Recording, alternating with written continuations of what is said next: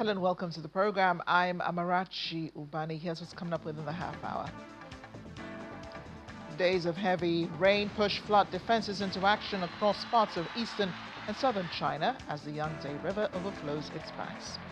Keir Starmer meets new MP Andy Burnham for the first time since last week's by-election, and the day after Starmer announced his resignation.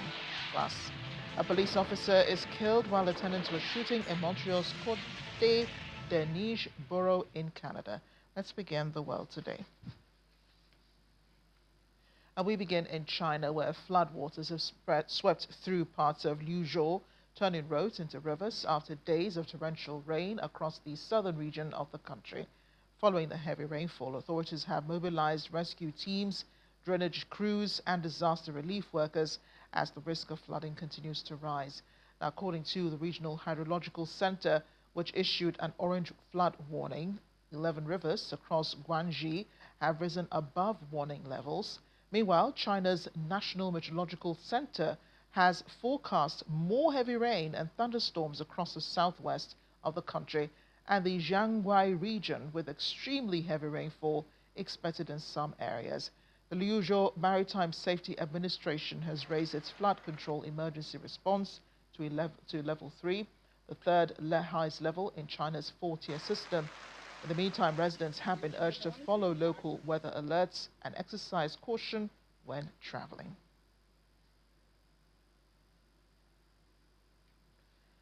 More weather reports, this time in France. At least 40 people have drowned in heat wave-related incidents as temperatures reach record levels in several major cities and the heat wave peaks across parts of Europe. France's sports minister says too many people are attempting to cool off in rivers and canals without fully considering the risks involved. According to reports, France, along with Spain and Italy, has been among the countries hardest hit by the heat wave so far. Meteo France says the country recorded its hottest June day on record on Monday, as well as its warmest ever night, with a minimum average temperature of 21 degrees Celsius. More than half of the country remains under red alert. In Spain, temperatures are expected to exceed 40 degrees Celsius in some areas, with red alerts in Andalusia in the south and in Cantabria and the Basque Country in the north, as the country experiences a third day of a nationwide heat wave. The weather is also of much concern in the UK. Britain's biggest train operator warning passengers not to travel on Wednesday or Thursday due to soaring temperatures. Greater Thames Link Railway said there will be fewer trains running tomorrow and Thursday because of speed restrictions imposed for safety, adding that there could also be a short notice on cancellations. A number of other train operators have already warned of reduced timetables and told people to travel only if necessary over the next 2 days. Scotland and Northern Ireland have already recorded their hottest temperatures of the year so far, while it reached 33.7 degrees Celsius in Surrey today. Meanwhile, at least 312 schools across England and Wales are closing fully or partially this week. While the weather heats up in Britain, so is the politics. Outgoing Prime Minister Keir Starmer has met with newly sworn-in Labour MP Andy Burnham, with Starmer's spokesperson saying Burnham has been granted access to civil service briefings as a Labour leadership contender. It comes a day after Starmer announced his resignation as Prime Minister, saying he would remain in caretaker position until his successor is chosen by September. For now, the Prime Minister's office says there will be no major policy or spending commitments until the new the new Prime Minister is appointed. Ministers are planning to press ahead, though, with publishing defence spending plans. The UK's constitution allows for there to be a change of Prime Minister without a general election. It's pretty common. Of the last 10 Prime Ministers, only 4 came into office at a general election: Margaret Thatcher, Tony Blair, David Cameron and Keir Starmer. The other 6 became Prime Minister between elections. That's John Major, Gordon Brown, Theresa May, Boris Johnson, Liz Truss, Rishi Sunak. Of those, only Boris Johnson held a general election within 6 months of entering Downing Street. The principle is that the UK has a parliamentary system, not a presidential one.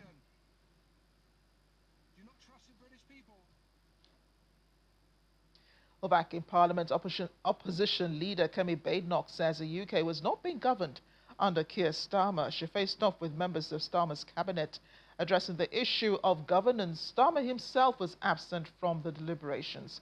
She accused the government also of prioritising support for Ukraine over the British people, saying that the Prime Minister was saying one thing abroad and doing the opposite at home. Regardless of your politics, Mr. Speaker, everyone in this House owes a debt of gratitude to the Prime Minister on foreign affairs.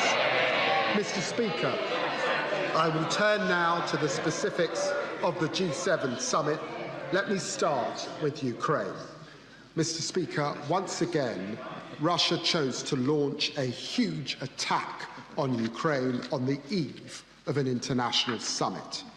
In a show of their disdain for diplomacy, they killed innocent civilians in Kyiv and Kharkiv and hit the 11th century Pechesk Lvov, a sacred site at the very heart of Ukrainian culture.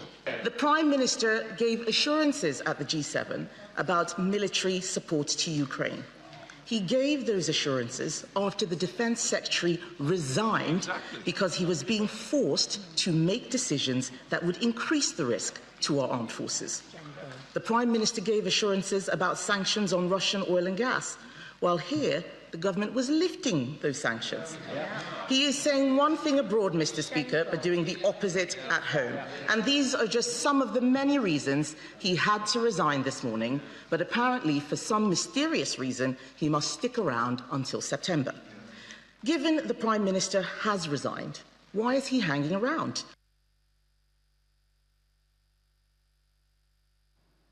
One of the latest developments in the UK, Andy Burnham was sworn in as MP for Makerfield hours after Keir Starmer announced his resignation as Prime Minister and leader of the Labour Party.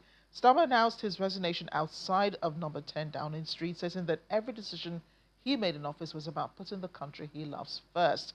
He added that after leaving the biggest job in the country, he will spend more time on the most important job. Here's a look back at Starmer's time as Prime Minister of the United Kingdom. Following overwhelming internal pressure, British Prime Minister Keir Starmer resigns from his position and from the leadership of the Labour Party. Every decision I've taken has been about putting the country I love first. That is why I will resign as leader of the Labour Party. Before his resignation, there had been a wave of criticism against his government, heavily fueled by prolonged cost of living crisis, intense policy U-turns, and a dramatic wave of cabinet resignations. This government is like a bad episode of Game of Thrones. His own people have turned against him, and all the while, the Prime Minister is holed up in his castle, wetting himself about a visit from the King in the North. The Prime Minister's authority is gone, and his government is starting to collapse. Ministerial resignations include that of Minister for Devolution, Faith and Communities, Miata Fanbule, Safeguarding Minister, Jess Phillips, Victims Minister, Alex Davis-Jones, Health Minister, Zubir Ahmed.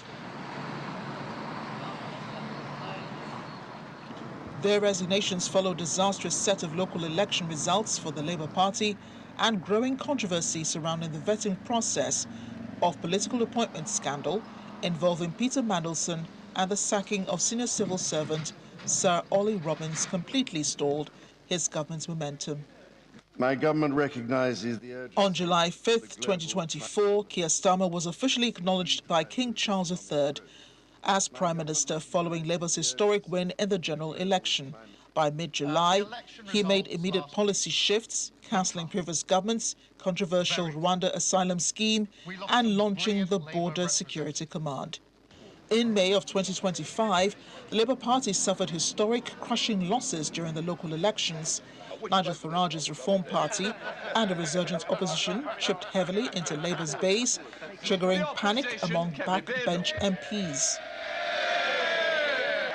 And in early June of this year, high-profile Labour figure Andy Burnham scored a major highly publicised victory against Reform UK in the Makerfield by-election and returned to Westminster. This victory becomes the catalyst for Starmer's critics. Starmer has faced many scandals during his short term in office, including successive government U-turns, his former US ambassador's links to Jeffrey Epstein, immigration protests following the Belfast attack, just to name a few. While the UK awaits the appointment of a new Prime Minister, Starmer will remain as caretaker Prime Minister, overseeing the day-to-day affairs of government until a successor is elected in September of 2026. Let's bring in our political analyst, Nathaniel Oguni. He's in the UK. He'll be discussing this with us. Nathaniel, I get the feeling you really were not surprised by the Prime Minister's announcement. I mean, it had been in the news, it had been coming. I mean, as at Sunday night, there were reports that he would most likely announce his resignation on Sunday. But let's talk about the factors that led to his downfall. Why was he such an not a popular Prime Minister for Britain? Yeah, I think you're right to note that we knew Starmer's resignation was coming. In terms of his unpopularity, these things happen slowly and then quickly. So in terms of the slowly side, there's been a slow, steady stream of stories since he came into office in July of 2024. We've seen a slow, steady stream of stories, whether that's about Labour not having plans for government. So the Labour Party did very well in campaigning and getting the last Conservative government out. But what they didn't do a lot of was setting out exactly what they would like to do when they were in office. So they were very effective at getting into office, but less so at then explaining to the country or indeed executing what they would like to do in office. So that was the sort of overarching issue. The lack of plan was the biggest problem. But there were also other issues too. There was a lot of churn at the top of the Labour Party, at the top of the government. So Keir Starmer had a number of ministers resigning throughout his time in government. You had the anti-corruption minister who resigned for alleged corruption. You had the minister for homelessness who had to resign after she, as a landlord, had made her tenants homeless. You had the transport secretary who had to resign due to fraud allegations. So there were a number of these resignations which also took away from his political authority. But the last point that I'd make, the third and last point that I'd make, is on his economic performance.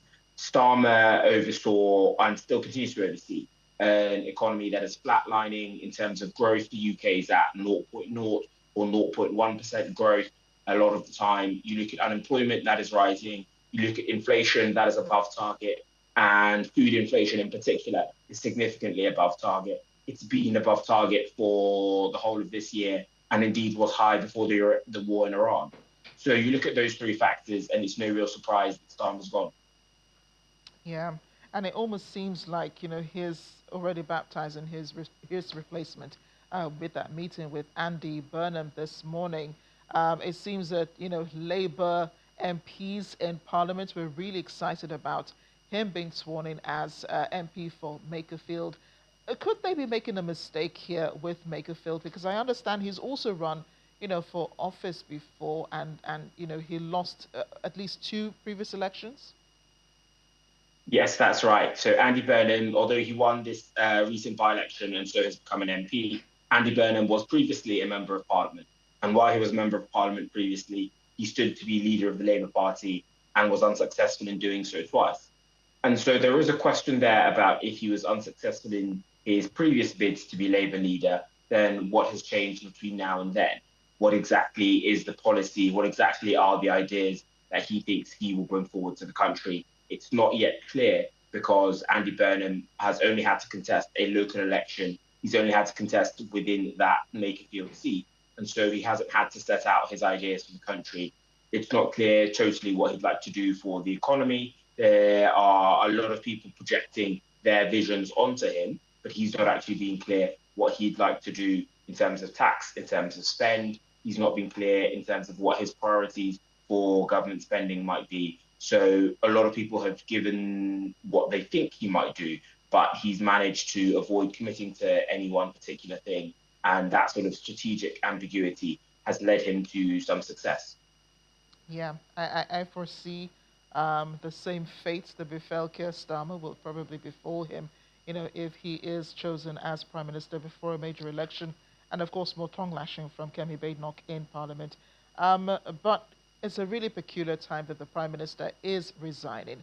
Britain turns 10 years, I believe, since Brexit, and it doesn't seem that like the country has done any better, since that time. It had a lot of tongue lashing, online about, how well Britain has done since the time of Brexit. So did Starmer at all address the issue of Brexit while he was Prime Minister? Yes, so the UK's relationship with the EU was a key part of Starmer's tenure. One of the things he pursued was what he called the EU reset. And so he tried to take the UK onto a path where there were closer relationships with the EU.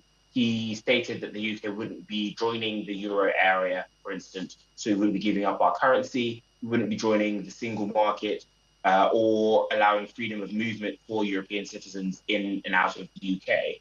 But he pursued a program of what he called the EU reset, which involved the UK taking on a lot of EU regulations. It involved the UK promising to implement EU rules. And so that would, in theory, make it easier for the UK to trade with the EU. The EU reset was part of Starmer's agenda, and he was hoping to have a major summit with EU leaders on July the 22nd. But unfortunately, that summit has now been cancelled because the EU are less keen to negotiate with Keir Starmer, given that he's unlikely, or given that he will not be staying in office. The EU have said that they wouldn't like to have this negotiation with him and will wait for a permanent successor to be named for them to have those conversations.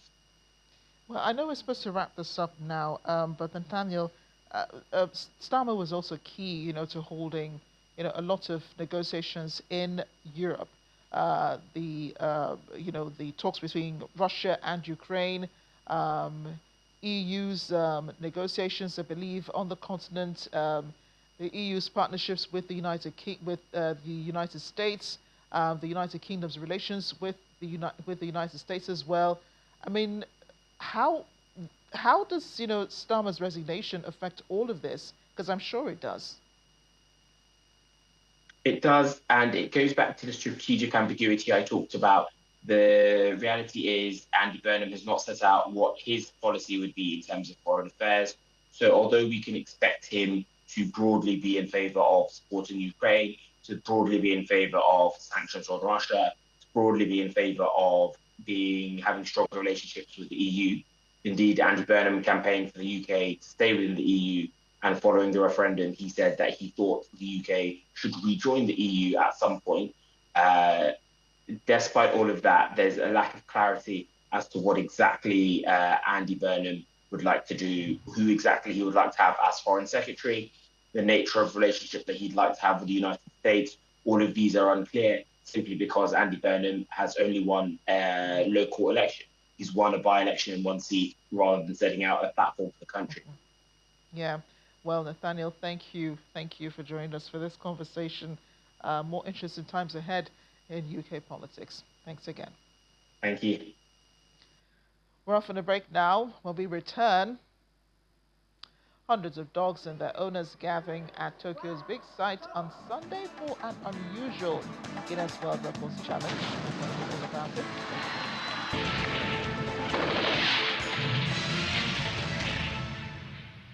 Welcome back to The World Today. 3 people have been killed, including a police officer, a civilian, and an alleged gunman, in a Monday shooting in Côte-des-Neiges in Montreal, triggering rare shocks across the city. According to police, the attack unfolded in a diverse neighborhood after the unidentified suspect, believed to have acted alone, was shot and killed at the scene. Media reports say police had earlier warned of an armed and dangerous suspect and urged residents to avoid the area. The reports add that the attacker is also believed to have written a manifesto containing hateful language linked to the so-called incel movement, an online subculture associated with misogynistic ideology. In the meantime, an investigation is underway to determine the cause of the attack. At least 15 people have been killed after a fire ripped through a 3-story commercial building in the Aliganj area of northwest Lucknow in India. Most of the victims were said to be students, while several people were trapped inside jumped in a desperate attempt to escape the rapidly spreading fire. excuse me, the building housed a coaching center, a gaming zone, a pet shop, a veterinary clinic, and other businesses. Authorities have launched an investigation into the cause of the blaze. They've also arrested 4 people in connection with the fire, while 4 public officials have been suspended.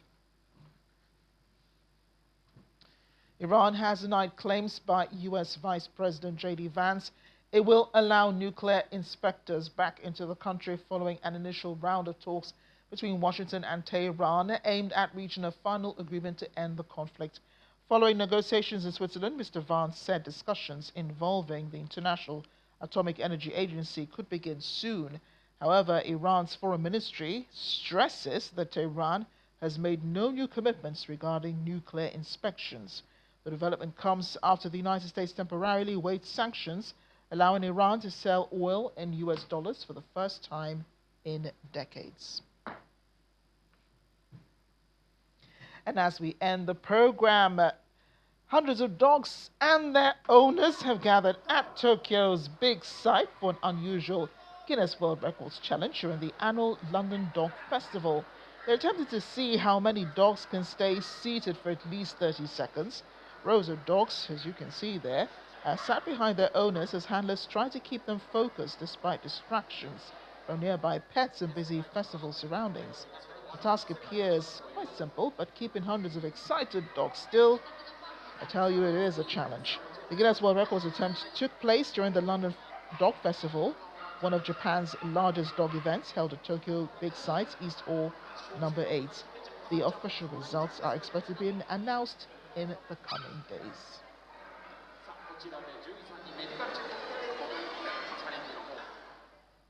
I guess we'll say let the best dog win. Thanks for watching the program. I'm Amarachi Ubani.